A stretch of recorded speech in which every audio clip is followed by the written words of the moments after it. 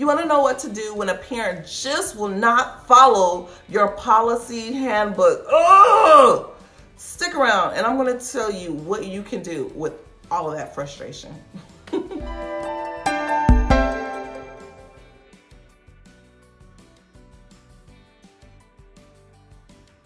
Like anything, any relationship, communication is the key, and documenting. So if you have a parent who's not following your policy handbook, they're chopping their child off after your cutoff time. For my home child care, it's 10 a.m. and they're doing it on a consistent basis. They're not paying their tuition on time, which you need to check out my video on I Want My Money Now, because if you follow that video tip, you're not going to have any issues with parents not paying on time, because I'm going to tell you how to handle it in that video. But they're not paying on time, or they're not picking up their children or child on time, and so you find yourself getting frustrated, right? My question to you is why? Why are you allowing a parent to go on so many times by not following your policy handbook? Is it a fear that you're afraid that you're going to lose that child, or that parent is going to badmouth you? Sis, let me tell you, if you're a professional and you're an entrepreneur, you have got to set your ground like right at the beginning. Make sure you watch the whole playlist on how to build a policy handbook, because having an effective policy handbook is going to save you in so many ways. Having an effective policy handbook is going to be able to hold a parent accountable. So you'll be able to sit down and communicate to the parent. Hey, I just want to let you know that this is the second time that you've dropped your child off after 10 a.m. I want to remind you of my policy handbook. We don't allow any children, or I don't allow any children to be dropped off after 10 a.m. because we start our learning sessions. We start our learning circles. We start our learning centers. Then you have a parent like, well, you can make an exception. You're just an in-home child care. Always remain professional. I understand that I'm just an in-home child care, but this is my policy and you agreed to it. If you did not want to agree to it, you should not have signed the policy handbook.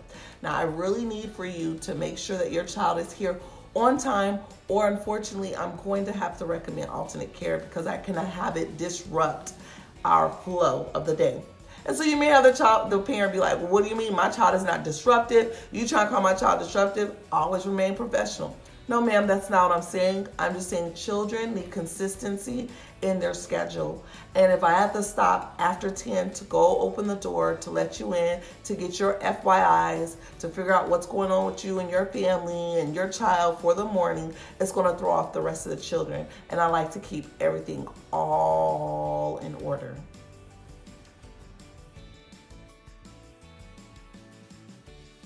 So you've communicated that to them, and they don't have a choice. They have to listen. They have to follow your policy handbook. And you document. It's up to you if you want to do 2 documenting, 3 documenting, and you're gone, but make sure it's in your policy handbook. You want to be able to sit back and be like, it's there, and you signed it. You don't want to be able to make a parent feel like you just pulled something out of the sky. No, you want to be very professional, but you cannot let parents or anybody intimidate you. This is your business, not their business. You have to believe within yourself that you're providing something that is amazing, awesome care, and that other people need it. You're probably thinking, well, it took me forever, Sarafia, to find that child, and now I'm back to having 2 children or 3 children.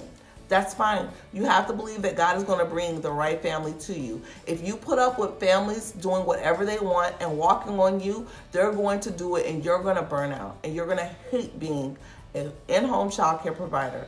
Comment below if you've been there before. Raise your hand, do an emoji hand if you've been there before. When I first started, I thought I had to please every single parent because I was like, that's the joy of being in an in-home child care, the flexibility.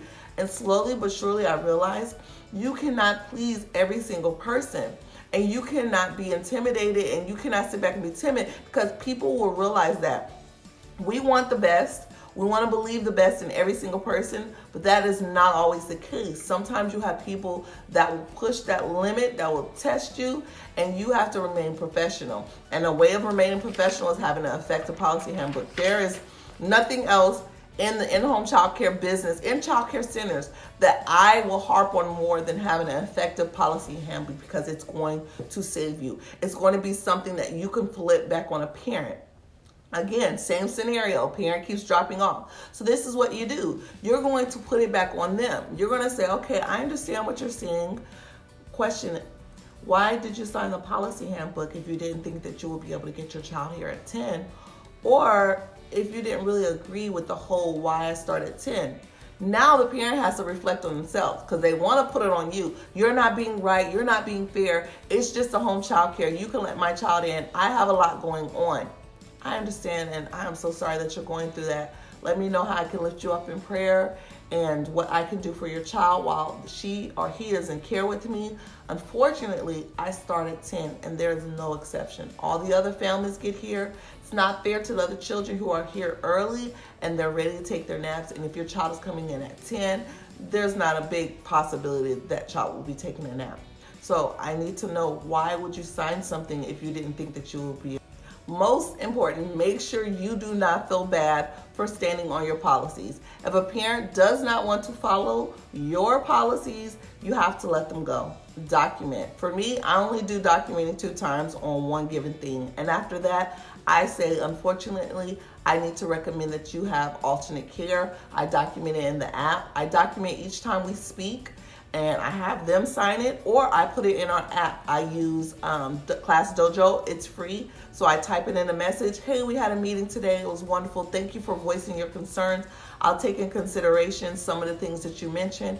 Here's what I mentioned. We have to start at 10 a.m. Policy states it. Our center time states it. You stated you'll make sure to have your child here by 10 a.m. I'm so glad we're on the same page. If you need anything else, let us know. I'll definitely keep it lifted up in prayer about your car and all the things that you have going on home. Just remember, while your child is in my care, they're loved and cared for.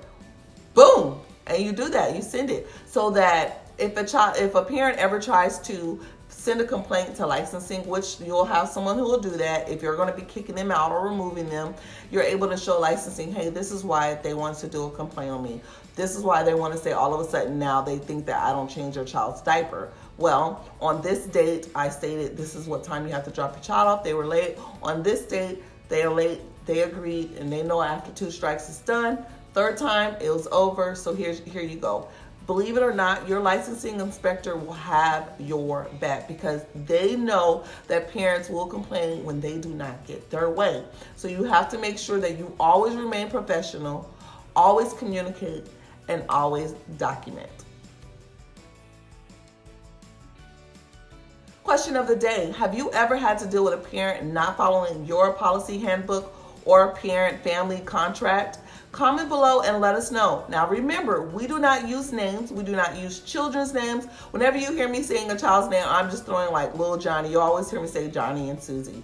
But remember, we don't want to do that. We want to respect parents' privacy. We are professionals. We are not babysitters. We are not, bottom of the barrel. So I want you to remain positive. I want you to remain professional when you're commenting below. But I still want to hear your stories, okay? I'm always going to be sharing my stories with you guys. That's how we grow. So the stories that you share, we can learn from you, and we'll learn from each other. That's the whole point of this community. So make sure you comment below, share your experience, because there's a lot of new people on this channel, and they want to know what they're going to be getting into and how to handle that situation. And that's what we're here for.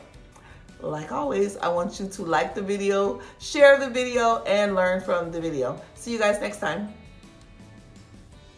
Thank you for joining us at the Live Learning Academy, your YouTube channel for tips, tricks, and training all in the area of caring for children. Don't forget to hit that subscribe button and alert button so you'll know when we upload new videos.